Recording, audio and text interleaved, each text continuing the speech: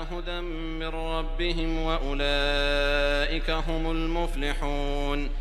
إن الذين كفروا سواء عليهم أأنذرتهم أم لم تنذرهم لا يؤمنون ختم الله على قلوبهم وعلى سمعهم وعلى أبصارهم غشاوة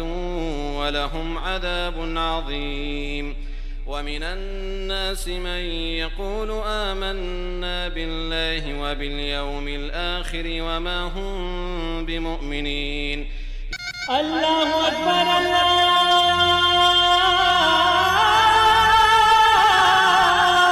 أكبر. السلام عليكم ورحمة الله وبركاته. الحمد لله رب العالمين والصلاة والسلام على رسوله محمد وآله وصحبه أجمعين. أما بعد، أعوذ بالله من الشيطان الرجيم. بسم الله الرحمن الرحيم. يا أيها الذين آمنوا كتب عليكم الصيام كما كتب على الذين من قبلكم لعلكم تتقون. وعن أبي هريرة رضي الله تعالى عنه قال قال رسول الله صلى الله عليه وسلم قاربوا وسددوا واعلموا أنه لن ينجو أحد منكم بعمله. قالوا ولا أنت يا رسول الله؟ قال ولا أنا إلا أن يتغمدني برحمة منه وفضل. رواه مسلم في كتاب صفات المنافقين، رقم الحدیث 2816۔ بزرگوں اور دوستوں، اسلامی بھائیوں اور پردہ نشین ماں اور بہنوں، junk Nandini FM 95.5 mega hertz پہ آج 3 رمضان المبارک 1431 ہجری مطابق 27 اپریل 2020 وکرم سنبت 14 گتے بیساکھ 2077 بروز سوموار صدائے حق کا پروگرام لے کر آپ کا آج کا میزبان اور پرانا خادم حافظ عبدالقادر وحیدی سلفی ناظم ضلعی جمعیت اہل حدیث چھپرا بہار انڈیا آپ کی خدمت میں حاضر ہے۔ صدائے حق کے جدول یا اس کی روٹین کے بموجب جیسا کہ آپ کو بتایا گیا تھا، آج کے پروگرام کی میزبانی کسی اور داعی کے سپرد تھی، لیکن کسی وجہ سے وہ آج حاضر نہ آ سکے، تو ان کی نیابت کے بطور آپ کا یہ دوست آپ کی خدمت میں حاضر ہوا ہے۔ مجھے امید ہے کہ آپ اس تبدیلی کو قبول فرمائیں گے۔ برادران اسلام، چونکہ ابھی رمضان المبارک کا آغاز ہوا ہے اور آج رمضان کا تیسرا دن ہے، تو میں چاہوں گا کہ سب سے پہلے آپ کو رمضان المبارک کی مبارکباد پیش کروں اور یہ دعا کروں کہ اللہ رب العالمین اس ماہ مبارک کو ہم سب کے لیے باعث رحمت بنائے گا اور ہمیں اس مقدس مہینے کے اندر، اس مبارک مہینے کے اندر زیادہ سے زیادہ نیکیاں، بھلائیاں، خیرات و حسنات، صدقہ نیکی وغیرہ کرنے کی اللہ رب العالمین ہم کو توفیق عطا فرمائے گا۔ اور ہم اللہ رب العالمین سے دعا کرتے ہیں کہ اللہ رب العالمین اس مہینے میں اس کی توفیق سے جو نیکیاں کرنے کا جو موقع ملے، اللہ رب العالمین اس کو شرف قبولیت سے نوازے اور ان نیکیوں کو ہماری دنیا اور آخرت کی سعادت کا باعث بنائے۔ یہ رمضان المبارک جس کا آغاز ہوا ہے، جو ہمارے سروں پر سایہ فگن ہے، مقدس سے سرفراز فرمایا ہے۔ بہت فضل ہے اس کا، بہت مہربانی ہے، بہت کرم ہے اس کا۔ اس لیے ہم تمام لوگوں کو باری تعالیٰ کا بے پناہ شکر ادا کرنا چاہیے، اس بات کے لیے کہ اس نے ہمیں زندگی کے اندر ایک بار پھر یہ مبارک مہینہ نصیب فرمایا۔ ایسا مبارک مہینہ کہ جس مہینے میں اللہ رب العالمین جنت کے دروازے کھول دیتا ہے، جہنم کے دروازے بند کر دیتا ہے، اور برائی پر اکسانے والے شیطان کو جکڑ دیتا ہے تاکہ بندے دل جمعی کے ساتھ اللہ رب العالمین کی عبادت کر سکیں، اور تاکہ شیطان اللہ رب العالمین کے بندوں کو عام دنوں کی طرح گمراہ نہ کر سکے، جیسے عام دنوں میں وہ لوگوں کو، اللہ کے بندوں کو گناہ پر اکساتا ہے، کم از کم اس مہینے کے اندر بندوں پر اس کا وہ قابو نہ رہ جائے۔ ایسا مہینہ یہ رمضان جس میں اللہ رب العالمین سب سے زیادہ اپنے بندوں کو جہنم سے آزادی کا پروانہ عطا کرتا ہے، ایسا مہینہ جس میں خصوصی طور پر اللہ رب العالمین اپنے بندوں کی مغفرت کرتا، ان کے گناہوں کو معاف کرتا ہے، ان کی توبہ اور ان کی دعاؤں کو قبول کرتا ہے۔ آپ تصور کیجئے، کیا ایسے عظیم الشان مہینے کا مل جانا، ایسے عظیم الشان مہینے کا پا لینا اللہ رب العالمین کی بڑی نعمت ہے یا نہیں؟ یقیناً ہے۔ اور آپ اس بات کو اس طرح سمجھیے، یہ جو نعمت ہے اس کی قدر و منزلت کا اندازہ آپ اس بات سے کیجئے کہ ہم سے پہلے جو ہمارے سلف صالحین، ہمارے باپ دادا، ہمارے پروج جو نیک لوگ تھے جو گزر چکے ہیں، اللہ ان پر رحم فرمائے، وہ لوگ اس مہینے کو پانے کے لیے، اس مہینے تک پہنچنے کے لیے اللہ رب العالمین سے دعا کرتے تھے، 6 مہینہ پہلے سے دعا شروع کر دیتے تھے، جیسا کہ ہمارے علماء نے لکھا ہے کہ ہمارے اسلاف 6 ماہ تک یہ دعا کرتے تھے کہ اے اللہ ہمیں رمضان المبارک کا مہینہ نصیب فرما، اللہم بلغنا رمضان، اے اللہ رمضان تک پہنچا، رمضان پانے تک کی مہلت دے دے، اتنی زندگی دے دے کہ پھر ایک بار زندگی میں رمضان کا مہینہ ہم پالیں۔ کتنے اچھے لوگ تھے، کیونکہ انہیں اس موسم نیکیوں کے اس موسم بہار یعنی رمضان المبارک کی قدر و منزلت کا احساس تھا، وہ اس کی اہمیت کو جانتے تھے، اس وجہ سے اللہ رب العالمین سے رو رو کر کے دعا کرتے تھے کہ اے اللہ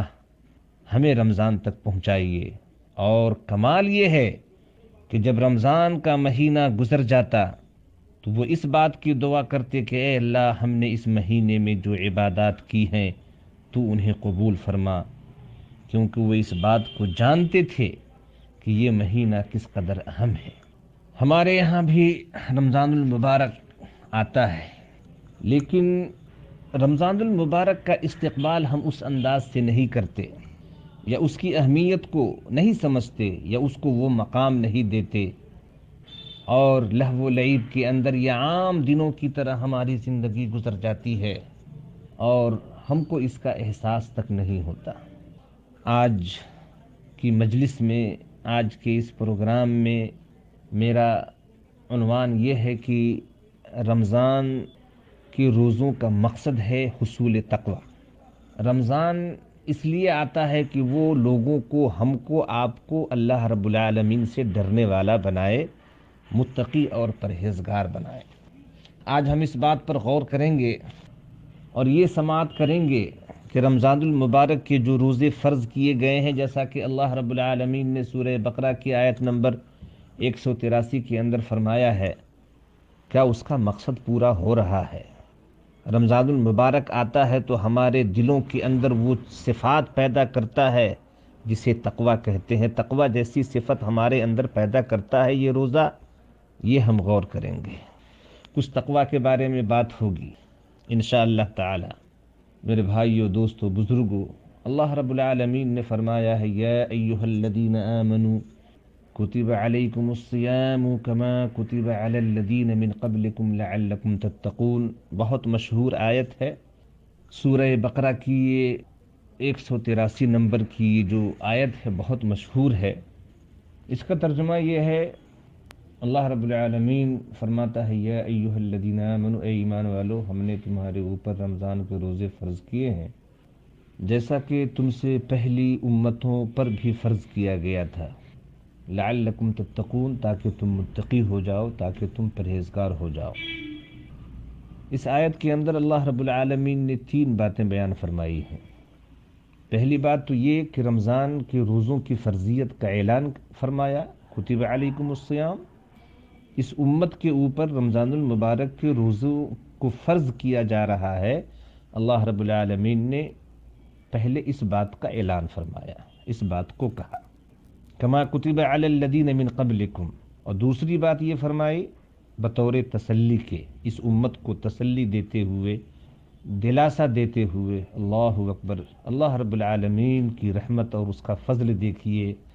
وہ اس امت کے اوپر رمضان کے روزوں کی فرضیت کے بعد جو مشقت ہو سکتی ہے،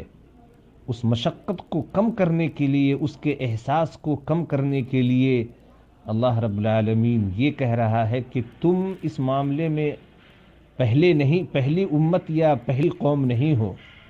اے امت محمدیہ علی صاحبہ الصلاۃ والسلام کے لوگوں، تم سے پہلے کے لوگوں پر بھی یہ روزے فرض کیے گئے تھے کسی نہ کسی شکل میں، اس لیے گھبرانے کی ضرورت نہیں ہے۔ یہ ایک طرح سے اللہ رب العالمین نے تسلی دی ہے، دلاسا دیا ہے اس امت کے لوگوں کو۔ تو دوسری بات یہ فرمائی کہ تم سے پہلے لوگوں پر بھی اللہ رب العالمین نے اس روزے کو فرض کیا تھا، اور تیسری بات یہ فرمائی اللہ رب العالمین نے لعلکم تتقون، روزے کا مقصد یہ ہے، یہ جو روزے ماہ صیام کے جو روزے صوم تمہارے اوپر فرض کیے گئے ہیں، اس کا مقصد یہ ہے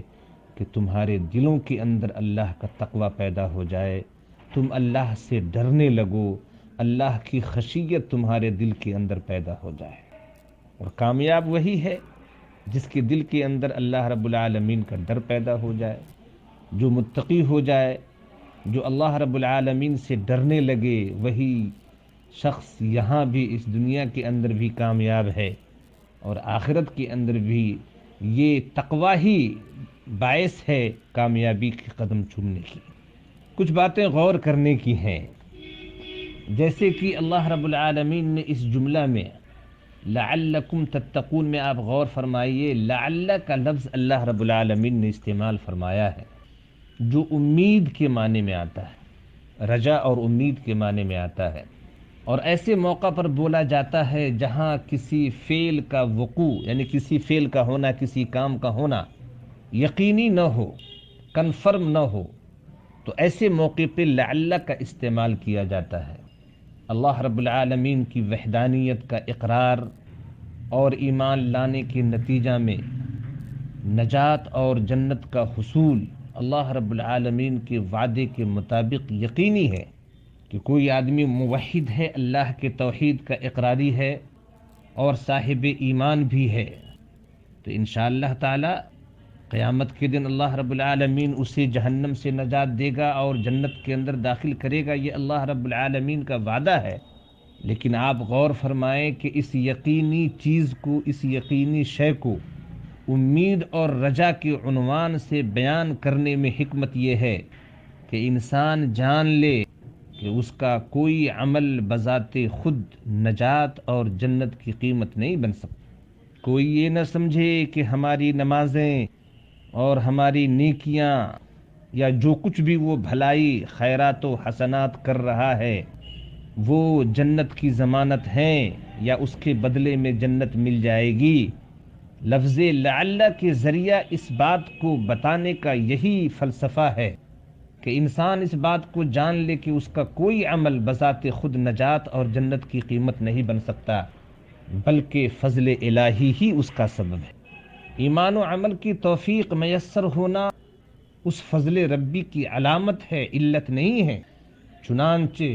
بنی نوع انسان کو کھلا پیغام دے دیا گیا، تمام انسانوں کو یہ کہہ دیا گیا کہ دنیا میں گمراہی اور آخرت میں عذاب سے نجات پانے کی امید صرف اسی صورت میں ممکن ہے کہ توحید کو اپنایا جائے اور شرک سے دور رہا جائے۔ حضرت ابو ہریرہ رضی اللہ تعالی عنہ سے روایت ہے کہ رسول کریم صلی اللہ علیہ وسلم نے فرمایا، قاربوا وسددوا واعلموا انه لن ينجو احد منكم بعمله قالوا یا رسول اللہ ولا انت قال ولا انا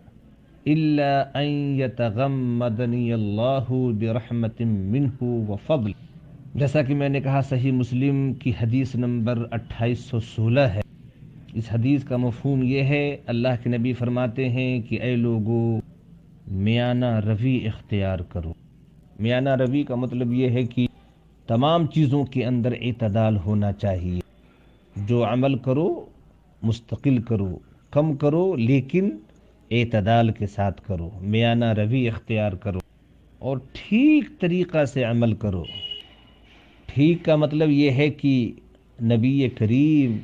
صلی اللہ علیہ وسلم کے حکم اور آپ کے طریقے کے مطابق وہ عمل ہونا چاہیے،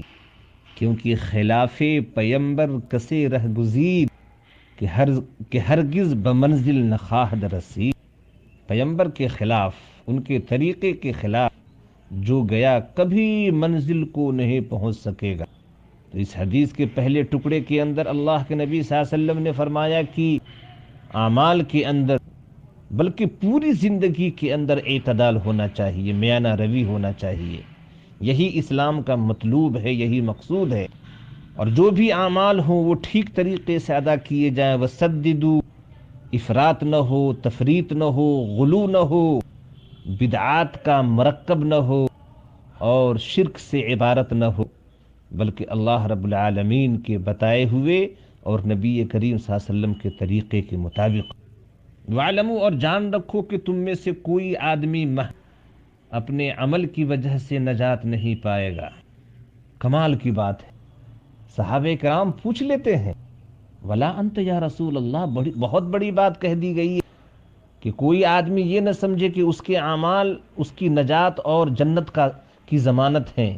کہ اپنے عمل کی بدولت، اپنے نماز روزوں کی بدولت وہ جنت میں چلا جائے گا۔ جب اللہ کے نبی صلی اللہ علیہ وسلم نے یہ بات فرمائی تو آپ نے فرمایا، آپ سے پوچھا گیا کہ کیا آپ کا بھی یہی معاملہ ہے پیارے رسول صلی اللہ علیہ وسلم، کیا آپ نے فرمایا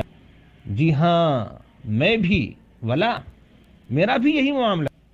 ہاں یہ ہے کہ اللہ رب العالمین مجھے اپنی رحمت اور فضل سے ڈھانپ لے، اپنی رحمت کے سائے میں لے لے۔ اللہ اکبر، قربان جائیے میرے بھائیوں، بزرگوں اور دوستوں۔ تو آپ نے لعل کے بارے میں سنا کہ اللہ رب العالمین نے اس جملے کو لعل کے لفظ سے بیان کرنے کا کیا مفہوم تھا، اس کے بارے میں آپ نے یہ بات سنی۔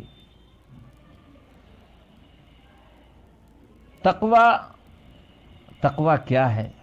تقوی ساری تقریروں کا لب لباب تقوی ہی ہوتا ہے۔ ہمارے معاشرے میں بے عمل عالم بھی، ویسے تو اکثریت ایسی ہی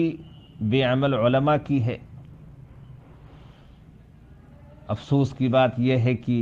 پورے علاقے میں آپ دیکھ لیجئے علماء کرام ڈگریاں لیے گھومتے ہیں،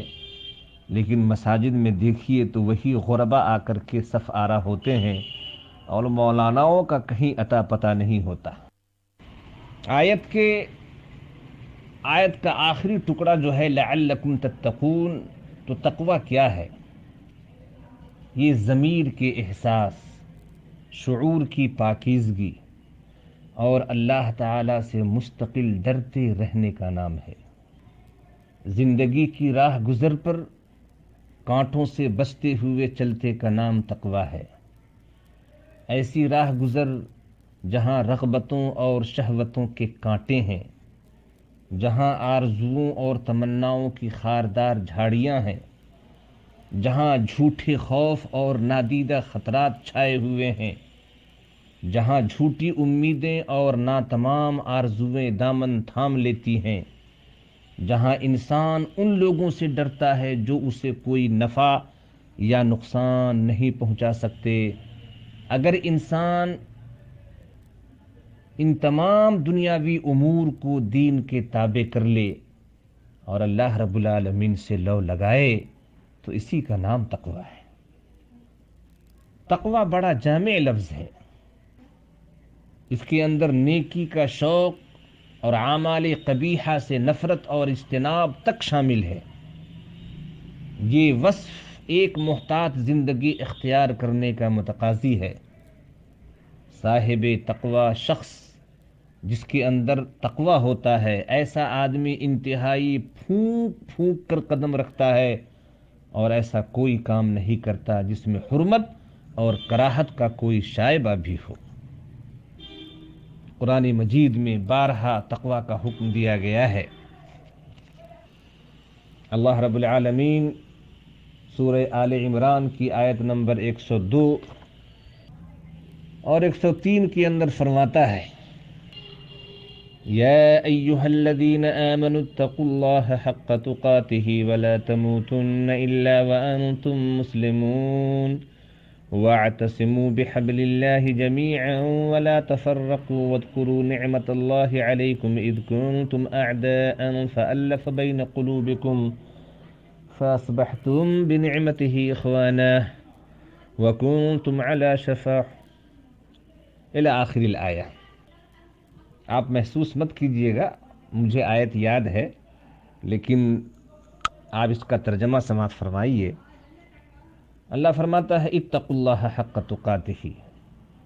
اے ایمان والو اللہ رب العالمین سے ویسا ڈرو، ویسا تقوی اختیار کرو جیسا کہ تقوی اختیار کرنا چاہیے، جیسا کہ حق ہے اس کا۔ اور سنو، یہ بات ذہن میں رہے، زندگی کے ہر موڑ پر یہ بات ذہن میں رہے کہ تمہاری موت نہ ہو مگر اسلام پر۔ تمہارے عمل ایسے ہونے چاہیے، اعمال ایسے ہونے چاہیے، تمہاری زندگی کا طرز ایسا ہونا چاہیے گزارنے کا جو اسلامی تہذیب و تمدن کے ساتھ ہو، اسلامی رنگ میں ہو، تو انشاءاللہ تعالی موت بھی اسی تقوی پر، اسی اسلام پر ہوگی، اسی ایمان پر ہوگی۔ تو اللہ رب العالمین نے جہاں جہاں قرآن مجید میں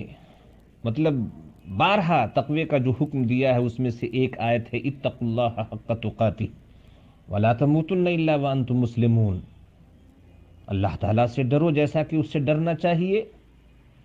اور اس بات کا لحاظ رکھو کہ تمہاری موت اسلام پر آئے، یعنی ایسے اعمال بجا لاؤ، ایسے عمل کرتے رہو کہ جس کی برکت سے، جس کی بنیاد پر اللہ رب العالمین تمہارا خاتمہ ایمان پر فرمائے۔ یا سورہ احزاب کے اندر اللہ رب العالمین نے فرمایا یا ایہا الذین آمنوا اتقوا اللہ وقولوا قولا سدیدا، اللہ کا تقوی اختیار کرو اور بولو تو درست بات بولو، صحیح بات بولو۔ سورہ حشر کی آیت نمبر 18 کے اندر اللہ رب العالمین نے فرمایا اتقوا اللہ یا ایہا الذین آمنوا اتقوا اللہ ولتنظر نفس ما قدمت لغد، ایمان والو اللہ رب العالمین سے ڈرو، اور تم میں سے ہر ایک نفس کو یہ دیکھ لینا چاہیے، یہ غور کر لینا چاہیے کہ اس نے آگے کے لیے کیا بھیجا ہے، کل قیامت کے لیے کون سی نیکیاں اس نے بھیجی ہیں، کتنی نیکیاں کما کر کے ارجت کر کے اس نے کل قیامت کے لیے بھیجی ہے، تاکہ کل قیامت کے دن وہ نیکیاں اس کے کام آ سکیں۔ یہ اللہ رب العالمین نے، تو گویا اللہ رب العالمین نے ہر مقام پہ قرآن مجید کے اندر جگہ جگہ پہ اللہ رب العالمین نے اپنے بندوں کو اس بات کی تاکید کی ہے، اور تقوی کے حصول کے لیے، تقوی اختیار کرنے کے لیے اللہ رب العالمین نے اس کو ابھارا ہے۔ اور یہ بات تو سبھی جانتے ہیں کہ چاہے کوئی کتنا بڑا بھی پیسے والا ہو، مالدار ہو، اور دنیاوی اعتبار سے چاہے جتنی بھی جاہ و جلال کا مالک ہو، اللہ رب العالمین کے یہاں وہ ساری چیزیں مطلوب نہیں ہیں، بلکہ اللہ رب العالمین کے یہاں تکریم کا جو معیار ہے، عزت کا جو معیار ہے، شرف کا جو معیار ہے، اور اللہ رب العالمین کے یہاں محبوبیت کا جو معیار ہے وہ تقوی ہے۔ کیا آپ نے نہیں سنا؟ سورہ حجرات کی آیت نمبر 13 کی تلاوت فرمائیے، بہت مشہور آیت ہے، یا ایھا الناس انا خلقناکم من ذکر وانثی وجعلناکم شعوبا وقبائل لتعارفوا ان اکرمکم عند اللہ اتقاکم۔ تمام لوگوں کی تخلیق ایک مذکر ایک مؤنث کے ذریعے اللہ رب العالمین نے فرمائی ہے۔ حضرت آدم و حوا علیہم الصلاۃ والتسلیم کے ذریعے اللہ رب العالمین نے انسان کو دنیا کے اندر پھیلایا ہے، دنیا کے اندر بڑھایا ہے، دنیا کے اندر پیدا کیا ہے، اور مختلف قبائل کے اندر مختلف قبیلوں کے اندر، خاندان کے اندر اللہ رب العالمین نے جو لوگوں کو تقسیم کیا ہے وہ کسی برتری اور شرف کے لیے نہیں، گھمنڈ اور تکبر کے لیے نہیں، اپنے آپ کو برتر دوسروں کو کمتر سمجھنے کے لیے نہیں، بلکہ تعارف کے لیے، پہچان کے لیے۔ یہ قریش کے لوگ ہیں، یہ بنو ہاشم کے لوگ ہیں، یہ بنو سلمہ کے لوگ ہیں، یہ فلانے قبیلے کے لوگ ہیں۔ مدینے کے انصار میں یہ قبیلے اوس کے لوگ ہیں، یہ خزرج کے لوگ ہیں۔ یہ پہچان کے لیے تھا، یہ تعارف کے لیے تھا۔ آج بھی خاندان کی تقسیم جو بدقسمتی سے ہمارے یہاں برادری کی تقسیم میں تبدیل ہو گئی ہے، اس کا مقصد برتری نہیں ہے کہ ہم کو کسی دوسری قوم پر، دوسری برادری پر برتری حاصل ہے، بلکہ یہ اللہ رب العالمین نے یہ فرمایا کہ ہم نے پہچان اور شناخت کے لیے تم کو بنایا ہے۔ مگر اللہ کے یہاں تکریم کا معیار، عزت کا معیار، اللہ کے یہاں جو عزت ملے گی وہ تقوی کی بنیاد پر ملے گی۔ ان اکرمکم عند اللہ اتقاکم، سنو، تم میں کا سب سے معزز، سب سے عزت دار اور اللہ کے یہاں عزت کے لائق وہ ہے جس کے اندر اللہ رب العالمین کا خوف، اللہ کا تقوی اور اللہ رب العالمین سے ڈرنے کا مادہ ہوگا۔ ان اکرمکم عند اللہ اتقاکم۔ عربی کا ایک معروف مقولہ ہے، مشہور مقولہ ہے، رأس الحکمت مخافت اللہ۔ آج بڑے بڑے سورما، بڑے بڑے مطلب عقل مند، دانشور اپنے آپ کو لگانے والے پائے جاتے ہیں۔ ہم سب سے بڑے عقل مند ہیں تو ہم سب سے بڑے دانشور ہیں۔ ٹھیک ہے، دانشور ہو، عقل مند ہو، دانا ہو، تمہارے دل کے اندر اللہ کا تقوی بھی ہے۔ اگر نہیں ہے تو تمہاری دانشوری دو کوڑی کی ہے، تمہاری دانشوری کی نہ دنیا کو ضرورت ہے نہ اللہ کو ضرورت ہے، کیونکہ راس الحکمت مخافت اللہ، اللہ تعالیٰ کا خوف، دلوں کے اندر اللہ رب العالمین کا تقوی، اللہ رب العالمین کا خوف حکمت اور دانائی کی بنیاد ہے، دانائی کی اساس ہے۔ اور تقوی کی اسی اہمیت کے پیش نظر ہمارے پیارے رسول نبی کریم صلی اللہ تعالی علیہ وسلم برابر یہ دعا فرماتے تھے، اللہم انی اسألک الہدی والتقی والعفاف والغنی۔ اللہم انی اسألک الہدی، اے اللہ میں آپ سے ہدایت کا سوال کرتا ہوں، والتقی اور تقوی کا سوال کرتا ہوں۔ اللہ اکبر، نبی کریم علیہ السلام سے بڑھ کر بھی کوئی متقی دنیا کے اندر ہو سکتا ہے؟ اللہ رب العالمین سے ڈرنے والا آپ سے بڑھ کر کوئی ہو سکتا ہے؟ لیکن اس کے باوجود بھی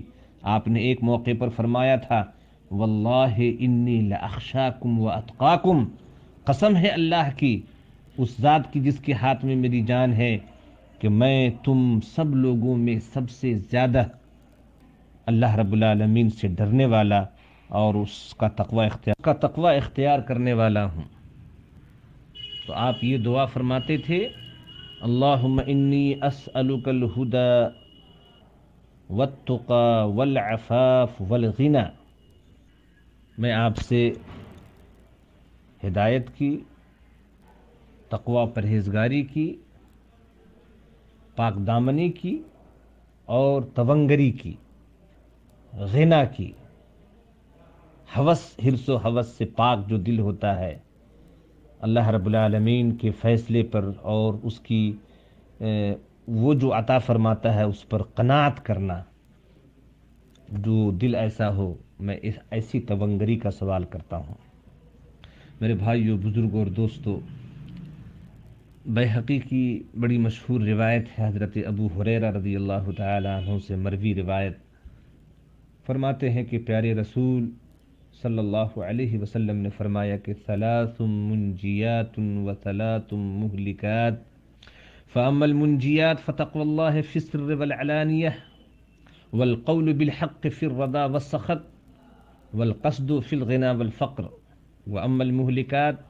فهوى متبع وشح مطاع واعجاب المرء بنفسه وهي اشدهن رواہ البیہقی۔ اس حدیث کا مفہوم یہ ہے، پیارے نبی علیہ الصلاۃ والسلام فرماتے ہیں کہ 3 چیزیں نجات دینے والی ہیں اور 3 چیزیں انسان کو ہلاک کرنے والی ہیں۔ نجات دینے والی چیزیں ہیں کہ آدمی ہر حال میں اللہ رب العالمین کا تقوی اختیار کرے، چاہے وہ مطلب مجمع عام میں ہو، بازار میں ہو، دکانوں میں ہو، یا کسی تنہائی کی جگہ میں ہو، جہاں کہیں بھی ہو، اس کے دل کے اندر اللہ رب العالمین کا تقوی ہونا چاہیے۔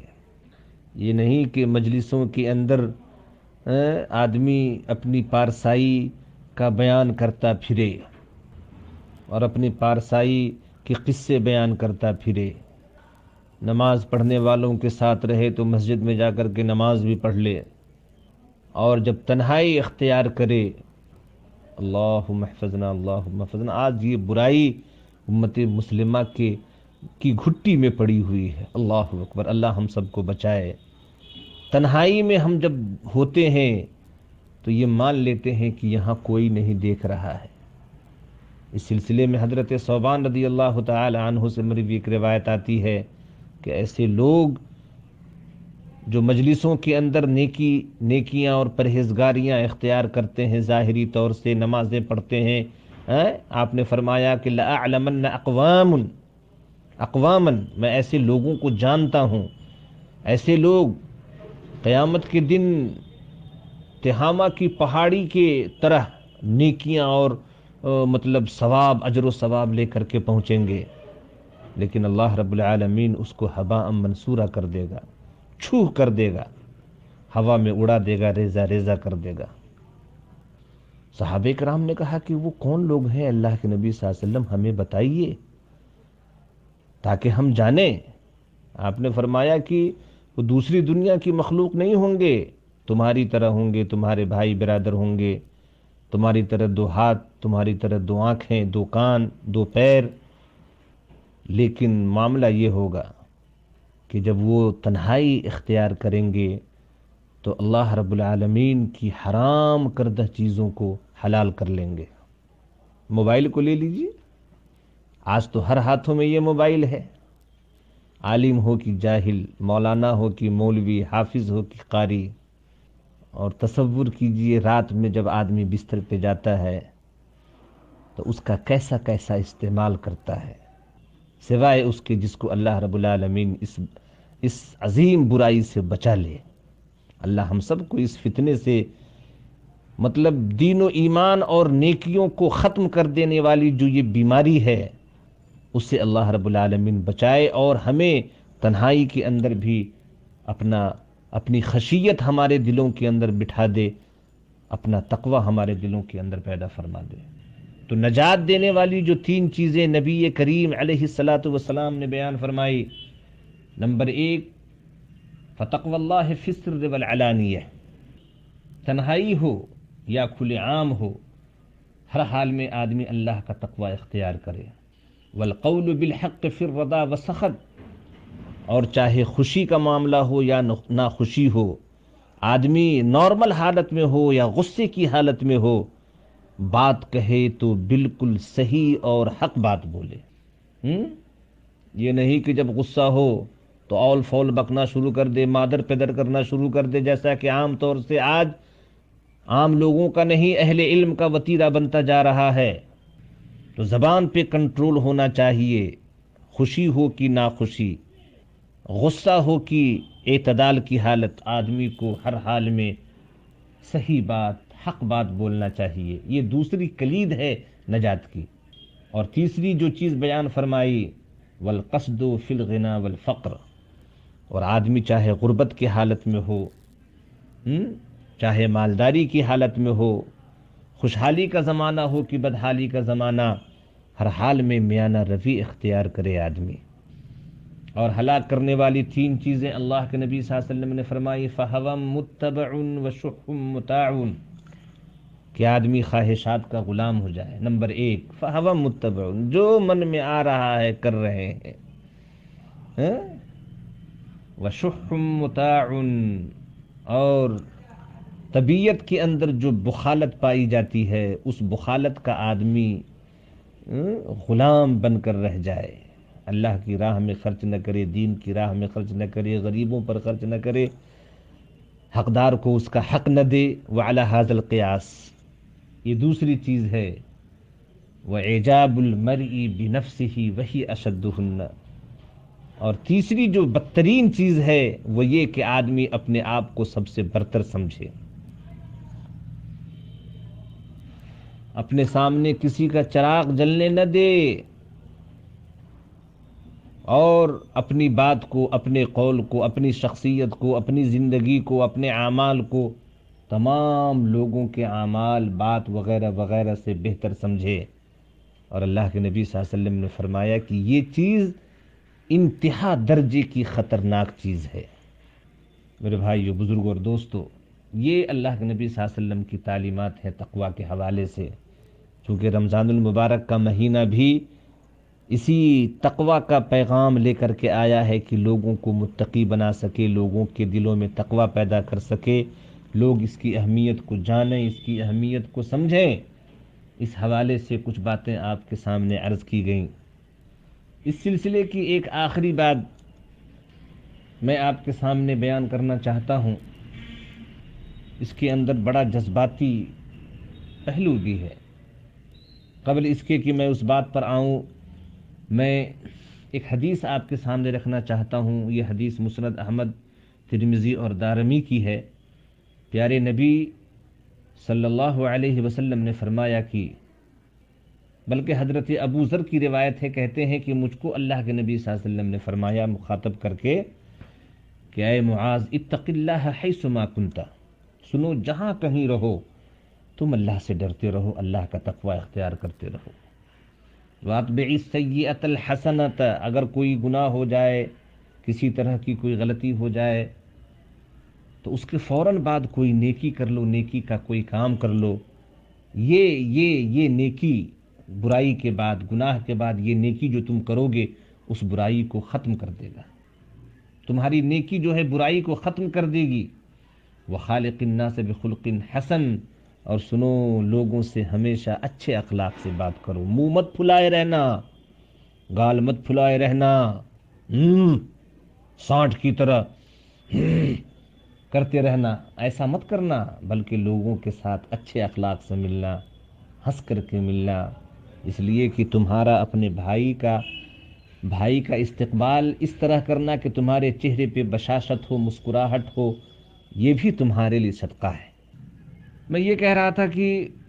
ایک بات آپ کے سامنے اس تقویٰ کے حوالے سے بہت ہی معرکۃ الآراء بات ہے، اور اس کے اندر ایک بہت جذباتی پہلو بھی ہے۔ حضرت معاذ بن جبل رضی اللہ تعالی عنہ بیان فرماتے ہیں، مسند احمد کی روایت ہے، قال لما بعثه رسول اللہ صلی اللہ علیہ وسلم الى اليمن خرج معه رسول اللہ صلی اللہ علیہ وسلم یوصیہ ومعاذ راکب ورسول اللہ صلی اللہ علیہ وسلم یمشی تحت راحلته فلما فرغ قال یا معاذ انك عسى الا تلقانی بعد عامی هذا ولعلك ان تمر بمسجدی هذا وقبری فبكى معاذ جشعا لفراق رسول اللہ صلی اللہ علیہ وسلم ثم التفت فأقبل بوجهه نحو المدینہ فقال ان اول الناس بی المتقون من كانوا وحيث كانوا، رواہ احمد۔ حضرت معاذ بن جبل رضی اللہ تعالی عنہ بیان کرتے ہیں کہ جب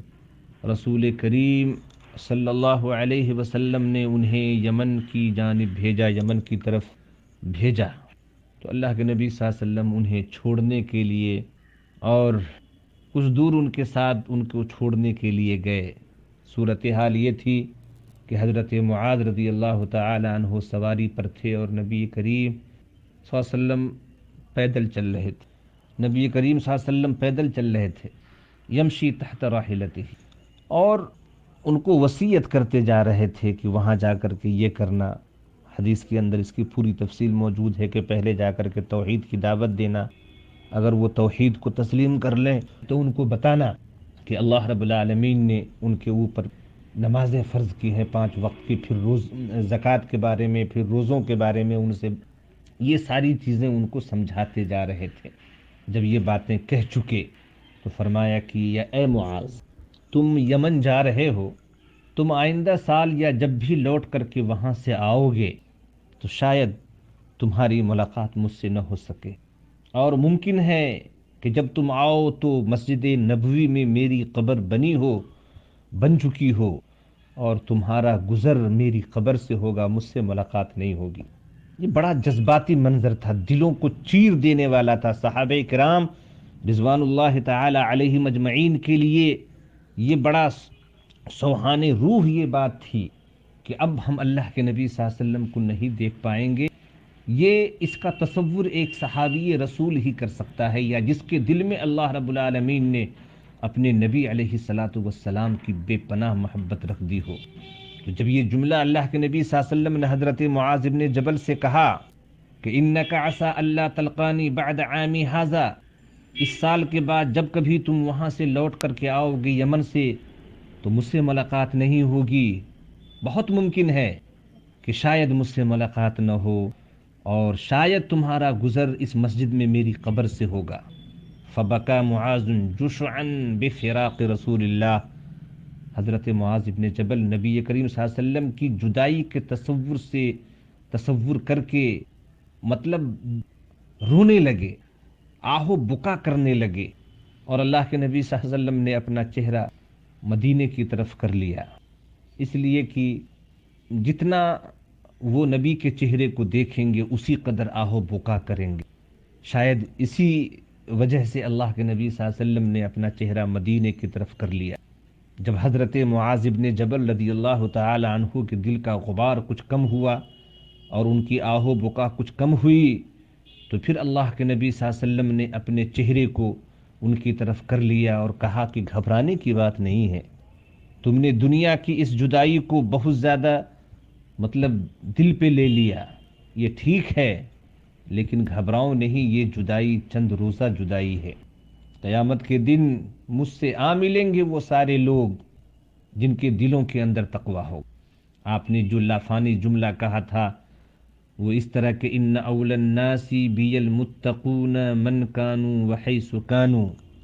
معاذ گھبرانے کی ضرورت نہیں ہے، دنیا کی چند روزہ جدائی کو برداشت کر لو، قیامت کے دن وہ سارے لوگ جن کے دلوں میں اللہ کا تقویٰ ہوگا، اللہ سے ڈرنے والے ہوں گے، متقی پرہیزگار ہوں گے، اور اللہ رب العالمین کی خشیت جن کے دلوں کے اندر ہوں گی، وہ چاہے جو بھی ہوں،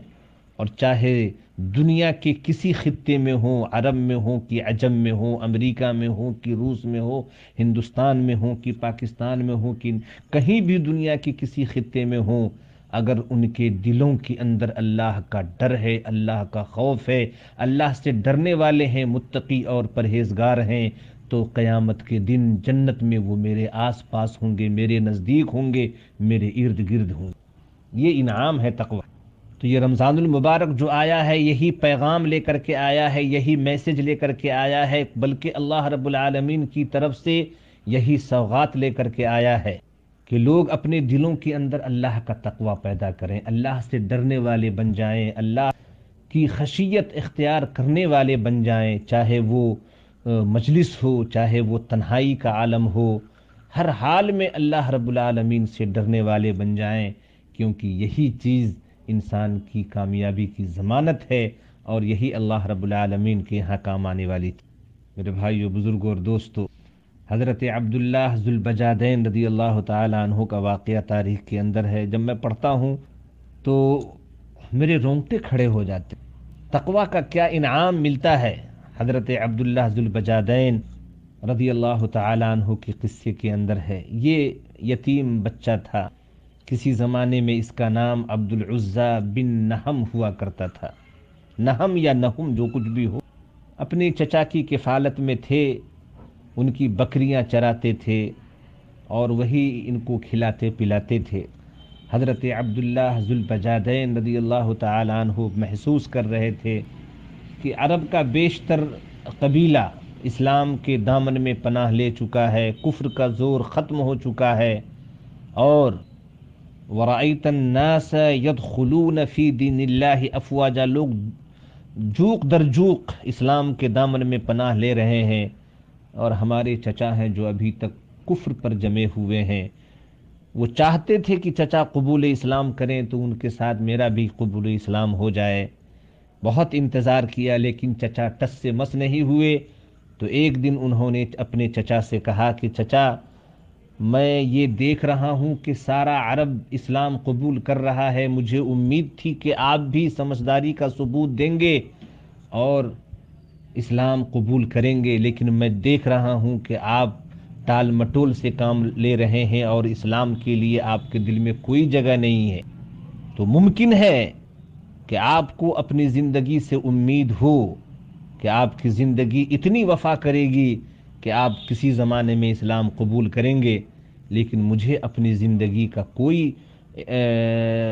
یہ یقین نہیں ہے کہ میری زندگی کب تک رہے گی، اس لیے اب میں انتظار نہیں کر سکتا، اب میں محمد عربی صلی اللہ تعالی علیہ وسلم کے قدموں میں اپنا سر رکھنے کے لیے جا رہا ہوں، اسلام قبول کرنے کے لیے جا رہا ہوں۔ اللہ اکبر، اللہ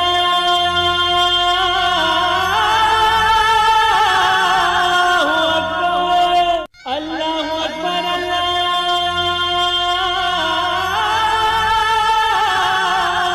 اکبر۔ कार्यक्रम सदाए हक। اللہ اکبر، اللہ